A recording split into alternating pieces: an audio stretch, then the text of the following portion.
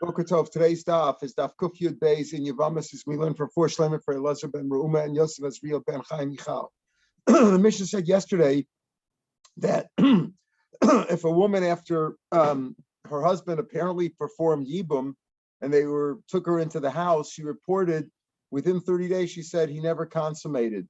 So the rule there is, the Mishnah said, we force him to give her chalitza, because we assume that until 30 days, maybe it's true, and he's not consummating the marriage. We force him to chalitza. So the Gemara said at the top of the page, Daf Kuf Yud Beis Amud Aleph at the top,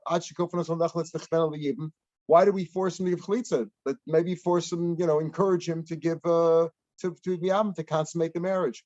We're speaking about where he gave her a get, meaning he gave her a get before performing yibum or chalitza. We learned before, if you give her a get, you're not supposed to give a get. You either give chalitza or yibum, right? But if he gave a get, he can't make yibum anymore. He has to then follow up with chalitza. So that's what happened over here. It's speaking about where he gave her a get originally, and now she says yes, but he never gave me chalitza, so we force him to give chalitza. But in a chanami, if there was no get, then if he hasn't consummated, we say, listen, fella, consummate the marriage. That's the preferable thing rather than give chalitza. In those days, before Bisman Hazeh, when we're concerned about people not doing a l'shem mitzvah, we encourage them to make even before chalitza.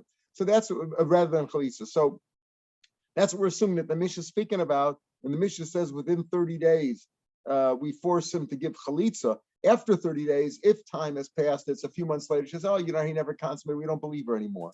Because a person couldn't hold out that long. Usually if they're living together, he would have performed yibum by now. But within 30 days, we assume that she's telling the truth.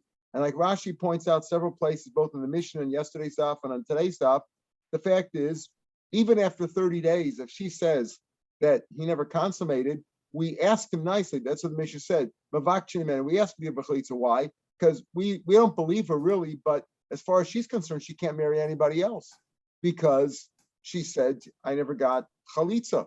If I never got chalitza and I never got yibum, she's not free to marry. So we say, look, do her a favor, give her chalitza. Give her chalitza. According to her, we don't necessarily believe her, but according to her own words, she can't get married to anybody else. So we ask him to please give her chalitza. That's what the Mishnah said. After 30 days, after they've been together for 30 days, and she reports that she hasn't been, that they haven't consummated the marriage, we ask him chalitza. And unless he's moda, if he's moda, then we force him. If he's moda that he's never consummated, then they both agree. Then of course we force him to give chalitza if he can't perform yibum. Mace face. Now the Gemara in the third line asks kasha. There's a brisa which is similar to the Mishnah, expands more. Yevmot says within 30 days of getting together, of living together, of the Yavam apparent, moving in with her husband, that she hasn't he's never consummated. Whether he says I did or I didn't, we believe her. Okay. And like we said in the Mishnah, we asked him nicely because we don't believe her necessarily that she hasn't that they haven't been consummated because it's after 30 days. So we asked him nicely because she says she's not free to marry. Let's say she says the other way. She says, yes, I did have bia. And he says they haven't. Well, if he wants to get rid of her, if he wants to release her, he has to give her a get because she claims that she has had bia. And we assume that's after 30 days. The assumption is she had bia, and she says she had bia. If he wants to get rid of her, he can't just give her chalitza. Now he has to give her a get.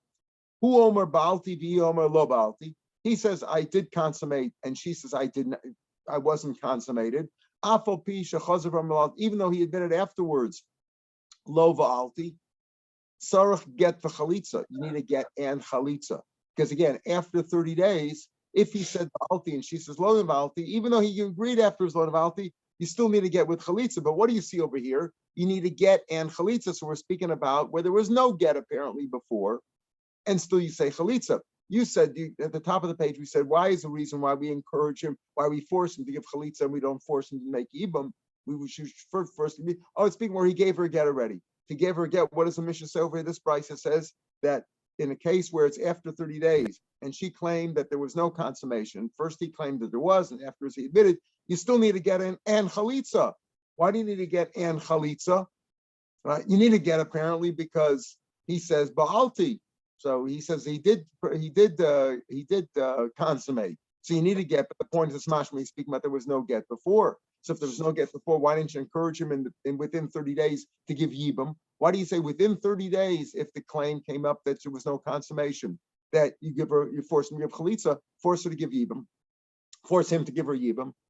And we're not speaking about whether there was a get already, because here it says tzarich get chalitza. Get chalitza im gita. It doesn't mean that you give a get now. It means like, yes, there was a get before, and now you force him to give chalitza because he can't consummate because he already gave her a get, so he gives chalitza. Rav Shapiro, no, it's two different kinds of get. Hasam get l'zikosa, hacha get l'biyaso.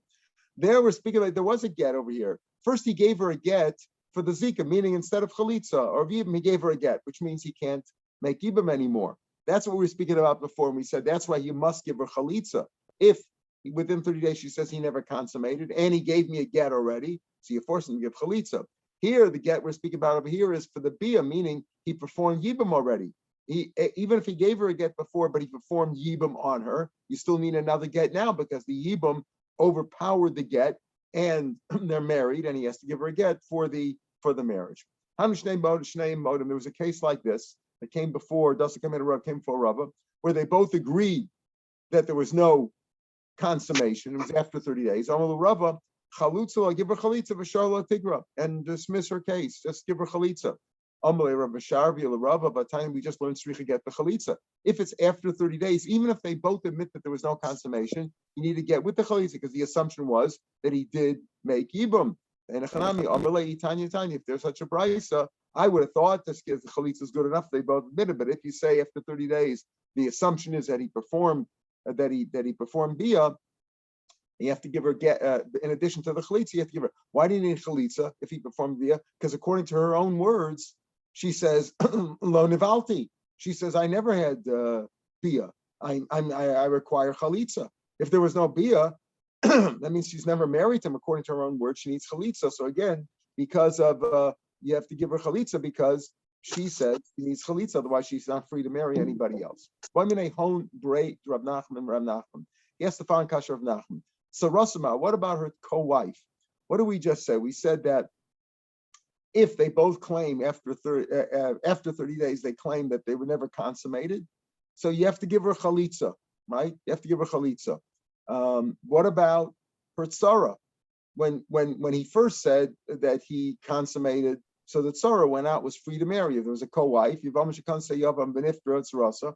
In other words, the Yavam, they got married, right? There was a case of Yibam, Reuben died with no children. Shimon took her into the house, and the tzara went and got married somebody else. Now, after a long time, she says, "Well, the wife says I never consummated." Can you say now that tzara is also usher? Because if there was never any consummation, the yibum hasn't taken place yet. No yibum, no chalitza. What about the tzara? Because we force him within 30 days, or after 30 days, we ask him to do chalitza. We're going to answer the tzara. This is sort of like that we talked about before. Once you allow the tzara to get married, you're going to tell her now it's too late. You got to come back, or the marriage that she married somebody else was a yavam l'shuk, and you're not going to do that. So because we force her to give chalitza, according to her own words, this lady says I was never consummated, therefore I need chalitza. But because of her words, we're not going to force the tzara, who got already married to somebody else or was about to get married to somebody else, to ruin her life. That we're not going to do. And the Mishnah said that if a woman forswore having any pleasure from her brother-in-law while her husband was alive, she forswore, and now her husband died with no children, she can't marry the guy, so we force the oven to give her chalitza.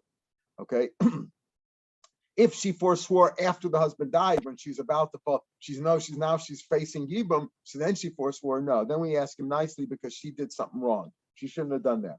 So the Mishnah says like this in the Dharma. We're going to learn a Dharma in a few months. They used to say there are three women who life has given them such bad circumstances that they're entitled to leave the marriage with a get, of course, and get the ksuba, even though it's normally the ksuba is if the husband dies or divorces her, he gives her the ksuba. Here, even though she requests a divorce because of the circumstances that we're going to describe now, she's still entitled to the ksuba. For example, let's say she's married to a Kohen and she says, I was raped. It's not her fault. She was raped. So she says, I'm tamei because I'm married to you and I was raped. So we say, listen, it's not her fault. She's entitled to her ksiva. Hashemayim beinu lebencha. She says, like, God knows what's going on between us. Nobody else knows what's going on in our bedroom, but you know very well that you're not able to impregnate me, right? She knows very well that they have some sexual problems. Either he can't perform, he's impotent. Tosis brings down that his Sheikh Vazera does not shoot. In other words, whatever the reason is, he has some sort of impotence. And she says, listen, you know it's very well. It's not my fault. It's your fault. So please divorce me. She's entitled to her ksuba. Let's say she makes a netter and she says, I am withdrawn from all Jews. I'm withdrawn from all Jews. I don't want to be with any Jewish people. So they said originally, okay, if those were a situation, meaning for some reason Bia is difficult for her. She can't stand to be married to anybody. So in those cases, she's considered like forced. It's against her will, and therefore she's entitled to. But that's what they said originally. Chazru Lama, then they changed it. They said, no. Some woman is going to have her eyes on some other man, and she wants to marry him. So she'll make up some story and say, okay, I was raped. She's married to a guy. I was raped. Maybe she's making up the story just to get out of the marriage, or making up these other stories about not being able to have B, etc. So therefore, they said, Ella. They said, listen, if she wants her ksuba, Ella Merismain, if she says I'm married to a Kohen and I was raped, Tavi Railver, let her bring proof. With their witnesses, get the cameras, whatever, bring proof. Hashemayim bein lebein. When she says, listen, you know that between us that you can't perform. Yasser Bakashi, she's asked nicely. Listen, go for counseling and ask nicely. Say, look, it's not my fault. It's your fault. Netule men Yehudim, if she says I wouldn't have nothing to do with any Jews, any Jewish men, yay for chelko. Remember, he's entitled to break. A husband's allowed to break his wife's neder if it's something that's nogea between them. If she just says I don't want to go to France, that's not the same thing. But if she says something that affects their marriage, and this is affecting their marriage, he can break his share. And she could stay married to him.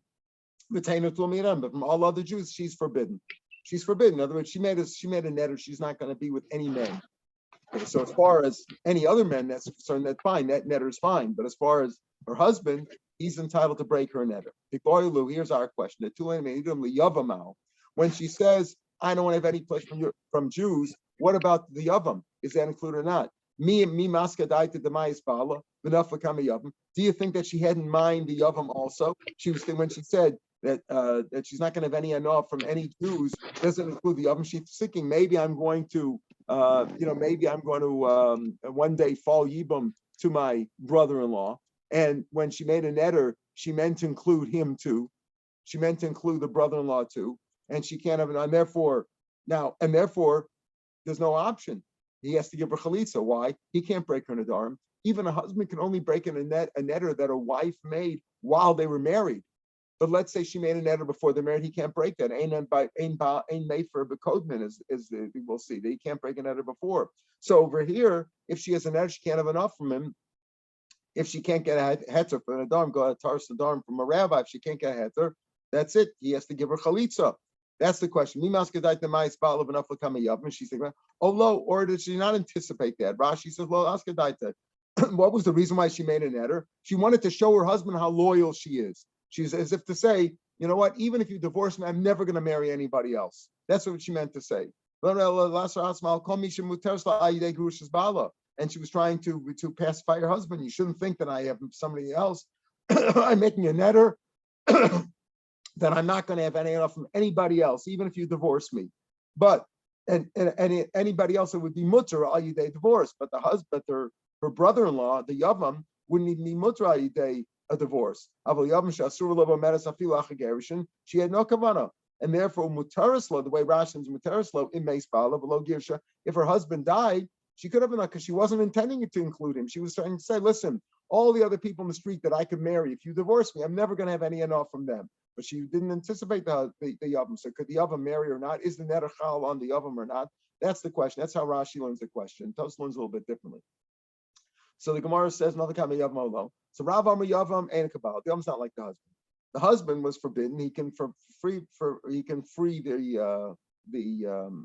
neder because he's entitled to. The Yavam is not like that. She didn't mean to include him, and therefore she could marry him. Shmuel Yavam Marei Kabal is like the husband. He's like the Rashi says on Rav. Rashi says Einu Kabal she'etzarach lehefer Kabal da'daita the Bal not of etzarach lehefer. Avol Yavam mutaris below far. The way Rashi learns is that Rav says the Yavam is not like the husband. She didn't anticipate when she made the neder. She had no intention of including the Yavam, and therefore he can marry her. He doesn't have to do chalitza. Shmuel says the Yavam is like the husband. He was included, and therefore she cannot marry the Yavam because he has no way to break the neder. Again, if she went to a rabbi and a rabbi was matzah neder, maybe there'll be a heter, maybe not. But otherwise, the Yavam cannot break the neder, and therefore the Yavam would have to give her chalitza. Amar Abaya. So Abaya says like this, 3 lines from the bottom of the page. Kabasi Rav Stav, it's likely like Rav, that the Yavam could marry. The Tanan, our Mishnah, what did our Mishnah say? If a woman, while she's married to her husband, she couldn't stand her brother-in-law, and she made an edit, she's never going to have enough from this brother-in-law, from her husband's brother. While her husband's alive. She didn't do it with anticipation that she's ever going to avoid Yibam. She just didn't anticipate that. So therefore, we force him to give her chalitza because she has a netter. You can't have enough from him. Vimi said the maskadaita. If you think that maybe she would anticipate that she had that in mind. Mavakshimi boyle. As we said in the Sefer, we said if she made the netter after her husband died and she was already falling to Yibam, now she made a netter, she's wrong. She shouldn't have done that. So we asked him nicely. So if you say over here she had in mind mavakshimi boy, should have said mavakshim. No, maybe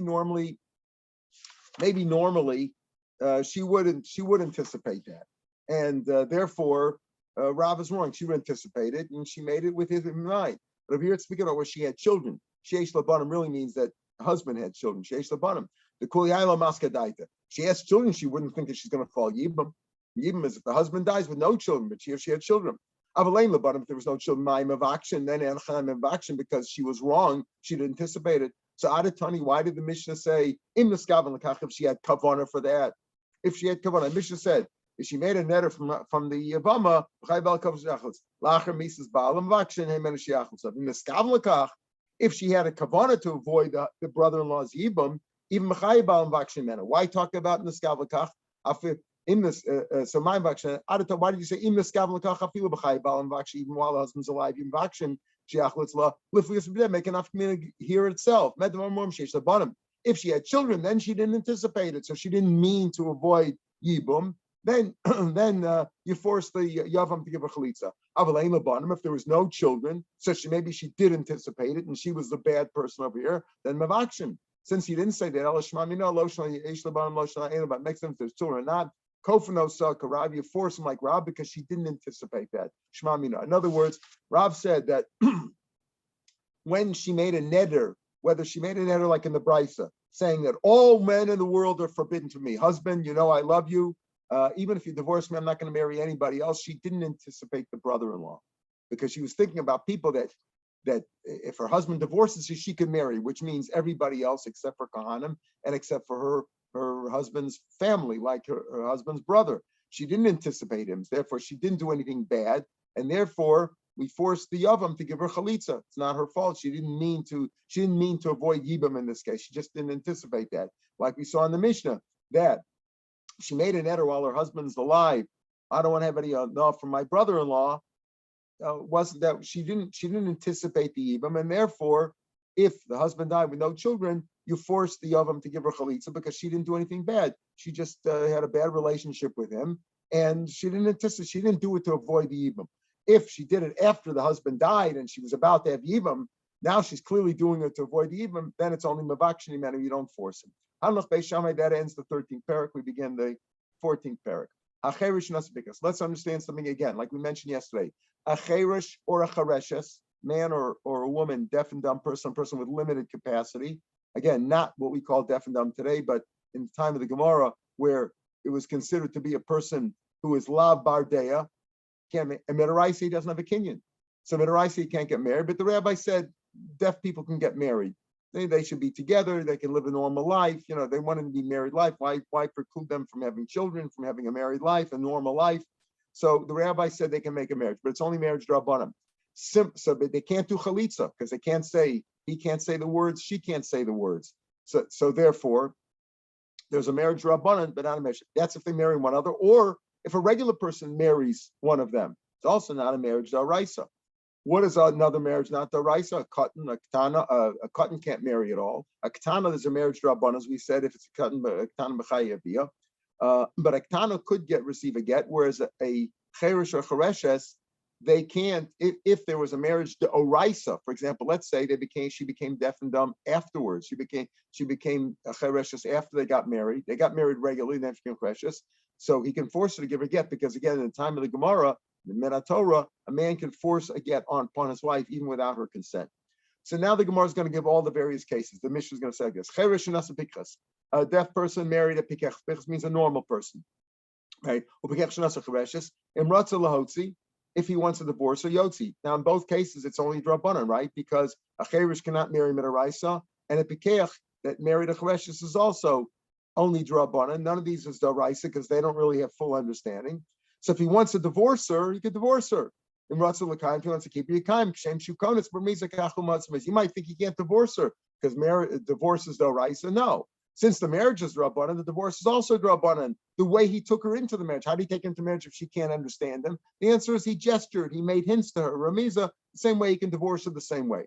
Let's say a regular person married, meaning a regular man married a regular woman, and she became deaf and dumb afterwards. Imratza Yotzi, if he wants, he can give a divorce. Even though she can't consent to divorce, she has limited capacity, but Minaraisa, he can force give. Imratza Yikaim, he can Yikaim. Nishatas lo Yotzi. The rabbi said this, that's if she becomes deaf and dumb. But if she becomes a total imbecile, really she's what we call a shota, he can't divorce her at all. Why? Because, we'll see, because Rashi says, even though you don't need her consent, so what if she doesn't understand? You don't need her consent anyway. The answer is because they're afraid that the rabbis made a xera. If you divorce her, she'll be out in the street and they'll treat her as a prostitute. Let's say he became a cheresh. After they got married, a regular person married a regular person, and then he became a cheresh or a shota. He can't give her a get because his marriage was a marriage d'oraisa, and he can't give her a get menator because he's limited capacity. I can only give a get if you're a bar mitzvah, if you're an understanding person. If you're not an understanding person, you can't give a get, so there's no way to divorce her. If a woman became deaf and dumb, if she became a chereshes, he can give her a get. There's no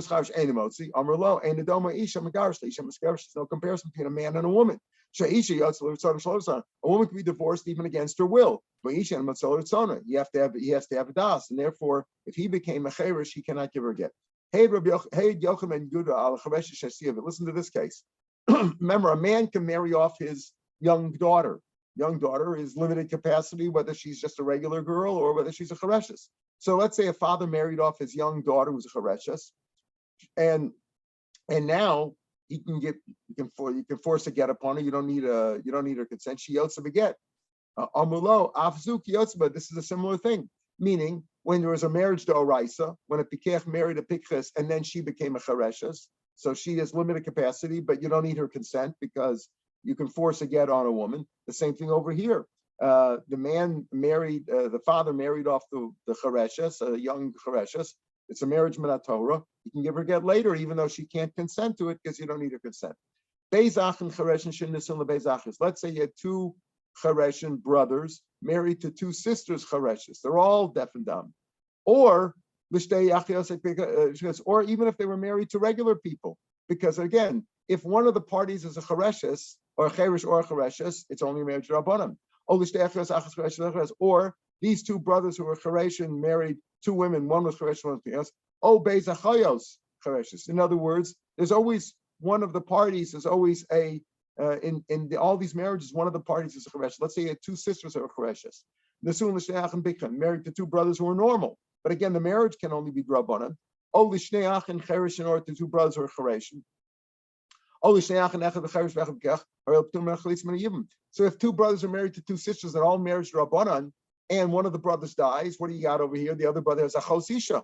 He can't marry her because it's his wife's sister. But it's only drabanan. Yeah, but it's all drabanan. The same drab. They both have the same power. Both marriages are drabanans. So it's a chosisha and drabanan. let's say they weren't sisters. The two brothers were married to two women, not sisters. So you can marry them. You can marry them. In other words, you can perform yibum. It's all drabanan anyway. And if he wants to divorce, he can divorce her, but he can't give her chalitza. Why? Because a cheresh can't give chalitza, and a chereshes cannot do a cheresh or a chereshes cannot do chalitza. So over here, one of the parties in all these marriages is a cheresh or a chereshes. Therefore, there's no chalitza. So he can marry her, but he can't be, and he can give her divorce, but he can't give her chalitza. Shnei achim, two brothers, one cheresh, one begech. Nesuim shteicha is married to two sisters, pikchos. Okay, so now one of the brothers has a normal marriage, right? Pikech is married to a pikchos. Meis cheresh bal pikchos. Now the cheresh died. The cheresh bal pikchos is only a drabanan. What should the brother who's married to the sister who's normal? They're both normal. What happens there? You can't marry his wife's sister. He has a regular marriage. Pikech and Pikchos have a regular marriage. He can't marry his wife's sister, so she's potter from Yibam and Chalitza. What happens if he died? The Pikech married to the Pikchos, he died. He had a regular marriage. There's now Yibam D'Oraisa on the brother. Mayasa Cheresh Bal Pikchos. The Cheresh, even though the brother is a Cheresh and he's limited capacity, but there's a Zika Min Torah over here. His brother had a regular marriage to this woman. The brother died with no children. So the Cheresh Bal Pikchos, what can he do? Motzi Ishta Beget. He has to divorce his wife now. Why? Because his marriage to her sister is only Drabanan. And he has a Chiyav of Yibam and Araisa to marry his brother's wife. But he can't marry his wife. Why can't he marry his wife's sister? Because he can't give her Chalitza, because he's a cheresh, right? Right, he's a cheresh. Mayas a cheresh. He can't give his wife. His wife he has to divorce with a get because he's got the sister-in-law hanging over him with a daraisa. But he can't marry her. Why? Because if he gives his wife the chereshes a get, he can't marry a chosishto. It's grushas. It's grushas. His wife is grushas. His grusha. In other words, since he divorced his wife, he can't marry her sister. He can't marry your sister because he was married to her sister, at least Rabbanan, and he just gave his wife a get. If you give your wife a get, you can't marry her sister. So and therefore she is stuck. She has no way out. Why? Because she needs chalitza, but he can't give chalitza because he's a cheresh. It's a very difficult situation. She can never marry anybody. The cheresh locho, it's a lichnos yefshem mishum achosisha. It's a chosisha. So therefore, this woman is stuck. Shnei achin. Yeah, I guess you could say that if he dies, then she can marry somebody else. And there's no chalit, then there's no yibam, right? The yavam over here is a cheresh. He can't marry her because he was married to her sister. And he can't give her chalitza because he's a cheresh. But if he dies, then she can get married. So I guess yesterday we said that if she was stuck, Yeah. in yesterday's daf, we said it was wrong. But what happens if he just marries her and then divorces her? What happens then? Yeah, so over here. Yesterday we said it was wrong. Right, Today right. Yesterday it was in Isra Rabbanah, today it's in Isra Kares. It's a big difference. But over here it would be an Isra. It's also only a chos ishto because of drabanan, because his marriage is only drabanan anyway. So it still would be us. So if he married her, yeah, he can give her a divorce then. But basically he can't marry her unless his only option is for him to die. But right. He can't give her chalitza and he can't marry her because the chos ishto at least rabbanan, right? So it's at least rabbanan it's a chos ishto, and there is a case of yibam over here, though, right? Because his brother had a proper marriage. So yes, it's still only answered rabbanan. And you're right. If he would marry her, he'd have to give her a get. Shnei achim pikhan, two normal brothers. Again, one was married to a chareshes, and one was married to a normal person. Right, so if the Bikech married to the Chareshes,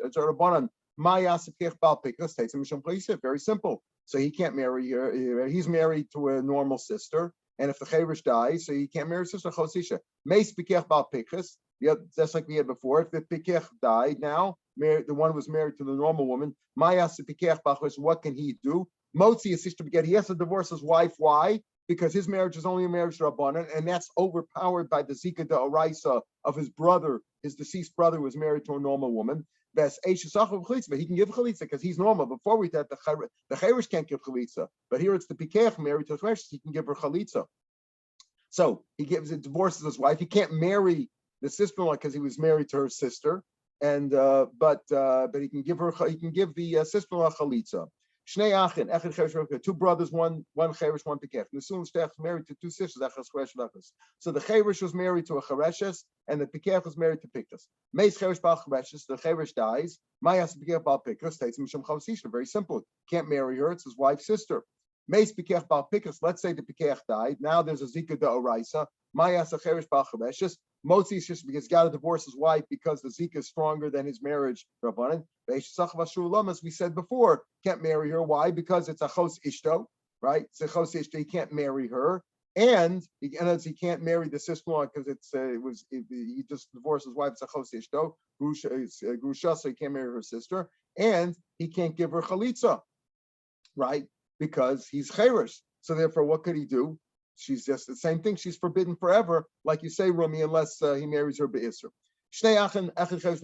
Two brothers, one married to two women who are not sisters, just nachrios, married to sisters, because normal people. So therefore, one normal person is married to a normal woman, and his brother, who's a cheresh, is married to also to a normal person, but it's only drabanan because he's a cheresh. Meis cheresh ba pikas, if cheresh dies. Case of Yibam. A man's married to a woman. He's got a brother who's a cheresh who's married with an drabanan, and the brother died. So, but the wives aren't sisters, so he can make Yibam or chalitza. Meis pikech bal pikras. But if the pikech dies, mayasa cheresh bal pikras. Well, konis and motzi lolam. He can't give her chalitza because he's a cheresh, but he can marry her. It's not his wife's sister; it's just a regular woman. So he can marry her if he wants to marry her, and he can't divorce her. Why can't he divorce her? He can't divorce her because the zika was a zika d'oraisa. His brother was a normal person married to a normal wife, and the brother, and therefore when he died, there's a zika d'oraisa. Now zika d'oraisa, he can't give her a get. He's only a cheresh. He can't give her a proper get. His get is only drabanan. His get is a drabanan like his marriage is drabanan. But over here there's a zika. Over here his marriage is d'oraisa because it came from a proper zika. So here it's the same thing. He can't give her chalitza because he's a cheresh. He can marry her, but he can never divorce her because his get isn't strong enough to overpower the marriage to oraisa. Two brothers who were normal married to two women who were not sisters. One was normal, one was not. Meis pikech bachresh, the pikech died. Mayas pikech bachresh. What can he do? Kones. He can marry her and Russell Hotzi. If he wants to, he can marry. He can marry. If he doesn't want to, he doesn't have to. He can't though give her chalitza. Why? Because she's a chareshes, right? So meis pikech bal chareshes. Mayas pikech bal chareshes. He can marry her, and if he wants to, he can give her a divorce because he's normal and he can force a divorce on her. But he can't give her chalitza because she's a chareshes. Meis pikech bal pikech. Let's say the pikech married to the pikech died. Mayas pikech bal chareshes. What can he do? Oh, chalitza miyavim. No problem. He can give her chalitza, right? Or miyavim. Why? Because if the pikech bal pikech died, so the pikeches mayas pikech bal chareshes, he's got this brother now who's married to chareshes. Well, what can he do with his wife? It's his brother's wife. His brother's wife is normal. He can give her chalitza or even no problem. Two brothers, one pikech, one pikech. The soon the base are married to two girls who are not related, right? Because again, the cheresh is married to chareshes and the pikech is married to pikech. Now, meis cheresh bachos, the cheresh dies. What can he do? Kones, he can marry him. He can't give her chalitza because she's a chareshes, right? She's a chareshes. He can't give her chalitza. He can marry her, or he can give, and if he, subsequently he can give her a divorce. That's the only way to release her is to marry her and then give her a divorce, or he could stay married to her. Meis pikech bal pikas. Let's say the pikech died. Mayas cheresh bal chareshes. Now the cheresh cannot give her chalitza. Right? Can't give her chalitza, but he could marry her because his brother had a proper marriage raisa. Kones, he marries her, can never give her a get. Why? Because he is a cheresh, and the marriage that he's in now is a marriage to oraisa because it fell yibam from his brother who was normal. So his brother was normal, had a normal wife, and he was normal, and he died with no children, and he fell yibam to the cheresh. The cheresh can marry her, can't give her chalitza because he's a cheresh, but he can't divorce her either, so he has to stay married to her forever. So we say over here that a cheresh can have a marriage drabanan, right? It's not a marriage d'oraisa, but it's a marriage drabanan, except he can't do chalitza, but he can marry. If he was married to a woman minatorah because his brothers died with no children, now there was a yibam minatorah, so it was like forced upon him is a zika d'oraisa, then he can't even give her a divorce. But he could marry anybody. A cheresh can marry a chereshes. A cheresh can marry a normal person. It's only marriage rabbanan. Why do the rabbanan say that they have a marriage rabbanan? The king rabbanan suin. The shota v'shota is probably the gives a man, a male imbecile or a female imbecile. Look, they can't have any marriage. The time we learn shota v'katan shenasu. If a shota or katan married somebody, nasu nasam, mason they died. There's the same p'tus mechalitza. There's no yibmer chalitza. If a 6-year-old married somebody and then he dies. No children. Is there yibum? No, it's no yibum. The same thing with a shota. It doesn't mean anything. So why is shota and cotton? Is there no marriage rabbanan? And by cheresh there is. The answer is cheresh is the kind of the kanta rabbanan. The rabbanan made a cheresh when they made a takana, like when they can marriage. They can have a normal marriage. They're limited capacity. They can have a normal marriage. They can rabbanan nasuin. They rabbanan shota v'shota. The low time a shota, an imbecile who's obviously much more limited capacity than a cheresh can't have a normal marriage. A man can't sleep with a serpent, with a snake in the same basket, meaning it's impossible for them to have a marriage. Shota with a normal person, it doesn't work, right? Lotikin Rabbanan didn't make a marriage, and they can't have a normal life. So why buy a cotton? A cotton is not a cotton's not a shota. So why can't he have a nesuin and a cheresh does have a cheresh takin rabbanan, so they could have marriage rabbanan? Because he said if a cotton marries somebody, it's not a marriage, but a cheresh marries somebody, it is a marriage rabbanan.